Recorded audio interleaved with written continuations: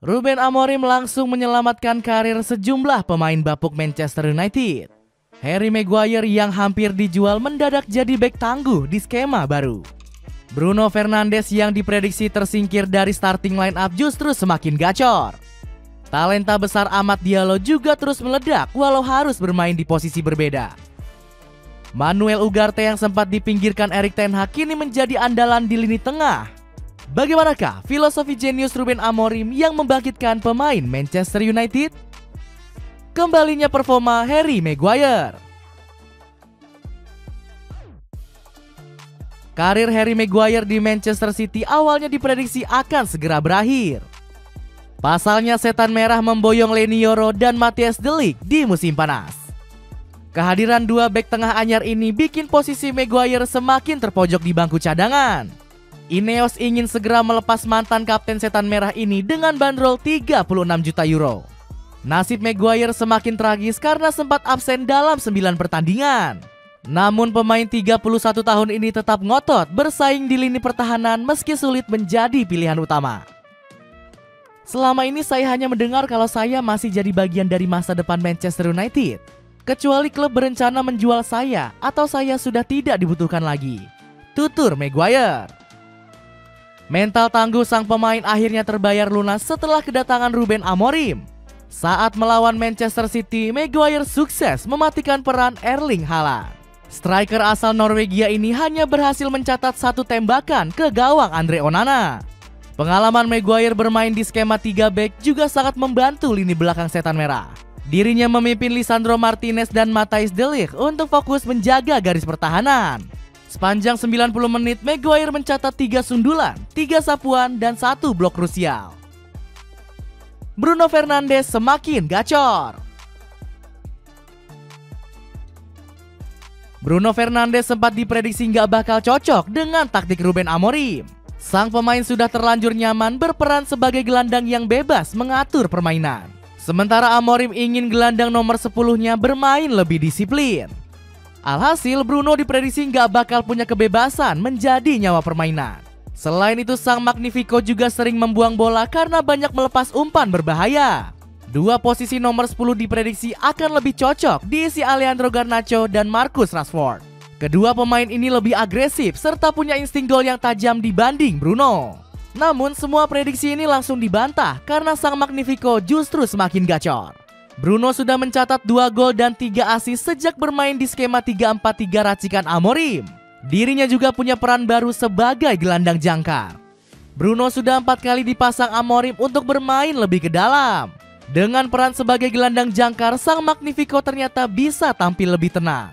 Perubahan gaya permainan sang kapten langsung dipuji tinggi oleh Amorim. Anda bisa lihat sendiri, Bruno adalah pemain paling berpengalaman.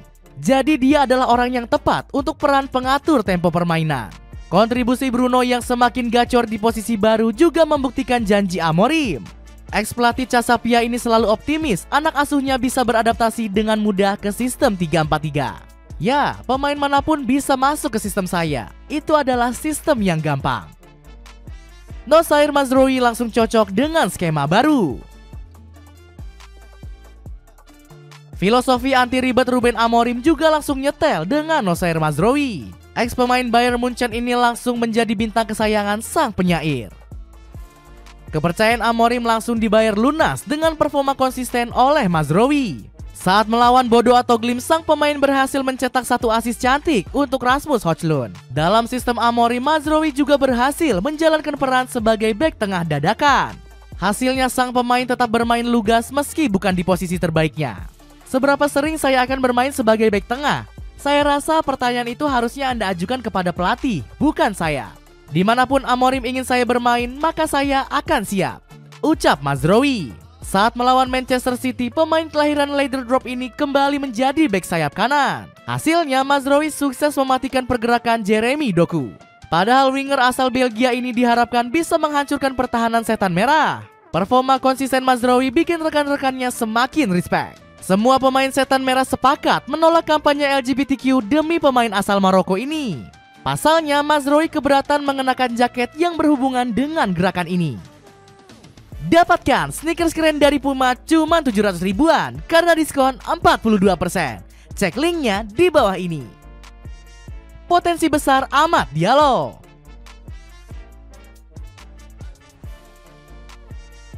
Bakat Amad Diallo yang hampir dibuang Erik ten Hag juga berhasil diselamatkan Ruben Amorim. Winger asal Pantai Gading ini sempat kalah saing dari Anthony.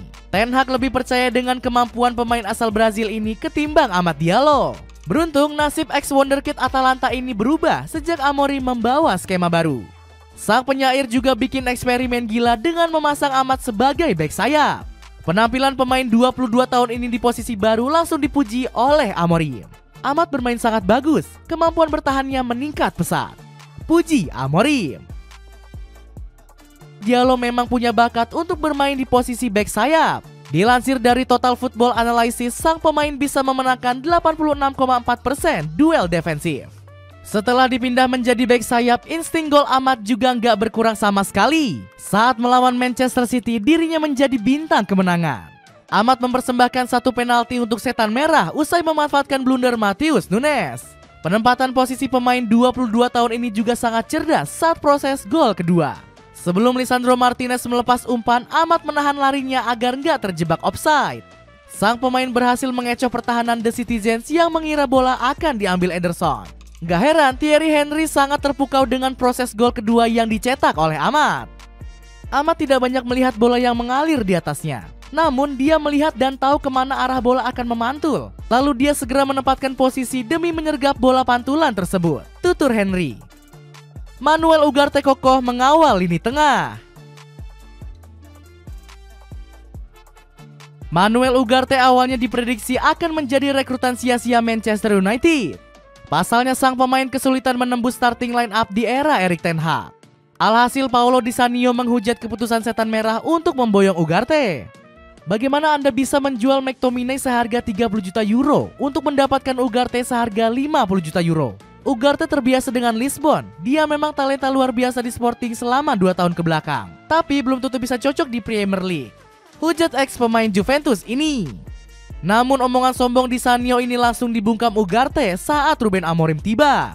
Dirinya segera menjadi pilar utama di lini tengah pasukan Manchester Merah. Permainan agresif Ugarte bikin Setan Merah lebih sukses merebut bola dari lawan. Di derby Manchester, penampilan gelandang asal Uruguay ini bikin Phil Foden dan Bernardo Silva mati kutu. The Citizens akhirnya terpaksa lebih banyak menyerang dari sektor sayap. Bernardo bahkan harus turun jauh ke belakang untuk menghindari duel dengan Ugarte. Gaya main aman dari si gurita juga bikin Setan Merah bisa mengontrol permainan. Umpan-umpan sederhana Ugarte berhasil membuat rekan-rekannya tampil lebih tenang.